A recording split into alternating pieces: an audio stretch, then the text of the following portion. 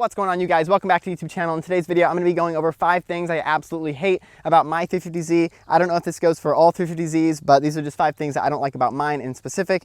So let me know in the comments down below if these are problems that you guys have as well. So to be honest with you, this list was actually kind of hard to come up with. I absolutely love this car and everything about it, even its oil burning capabilities. There were a few things I wanted to go over though. I don't know if it applies to you guys. Let me know if it does.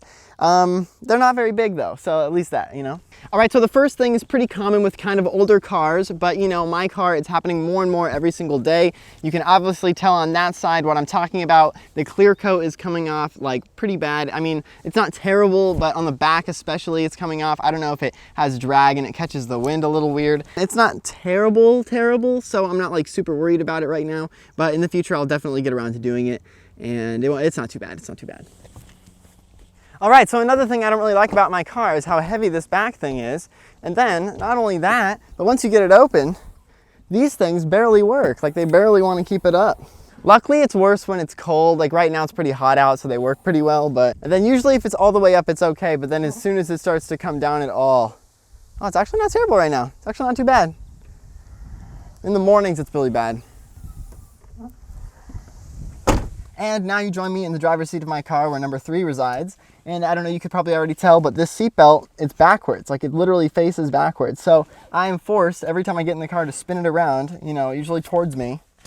And then when I plug it in, the way it twists like this, you know, I wouldn't be so upset about the twist, but the way it twists, it literally lines up perfectly to where it like cuts my neck. Like, it doesn't lay smooth. Like, I wish the twist, you know, was lower, but it always ends up working its way up here and cutting my neck. So, you know, that's like, it's not a huge thing, but it's definitely a thing I think about every time I get in this car.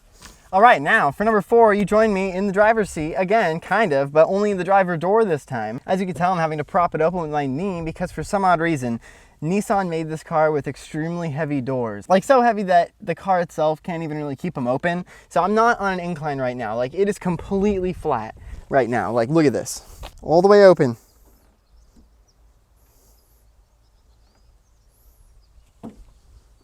I don't know what it is.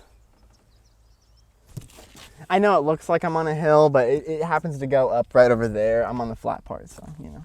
All right, and last but not least, number 5 comes to the passenger side door now. And obviously, like I said earlier, the doors were extremely heavy when they built this car, and it is taking a toll on this side too. So I don't know if you can tell, but it looks like someone's already kind of tried to tighten it.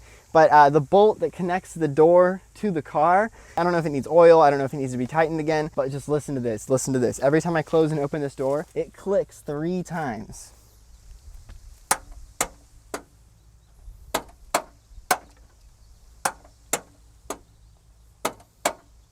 So if you have a fix for this down in the comment section or anything that I listed in this video, go ahead and drop it down below. And that's basically it, you guys. I can't really think of anything else I dislike about this car. This car is great. It starts every single day, and that's really all you can ask for in a car. So please let me know down in the comment section if you guys experience any of these issues. I'm going to be doing my best in future videos to address them and fix them. So if you guys have them, so if you guys have these problems, you can fix them as well. I'm actually going to get back to what I was doing earlier before I made this video. Let me show you really quick before we go. Right now, I'm actually out here at my family's vineyard. It's like 20 years ago, we moved out to Temecula, and my mom and dad started a kind of like a vineyard, and then it turned into like a little tasting room where the neighbors would come by, and then that word kind of got out, and then now it's like this huge vineyard and winery. So you can kind of see behind all those trees down there is the building where people do wine tasting now. But I'm working up here in the vineyard, and I'll kind of show you what I'm doing. So this is basically what we've done so far. You can kind of see all the sticks on the ground. Pretty much it's supposed to come through here and cut them all back so they grow. And so if you don't cut it back, they basically just turn into a huge bush the next year over. But this is what they look like before you cut them back. Just this massive tree of vines. I mean, look at all of them. So basically one by one, you go through with scissors. I'm not even joking with you guys. I'll put a little GoPro video and you just, you know, cut individually, which is kind of cool.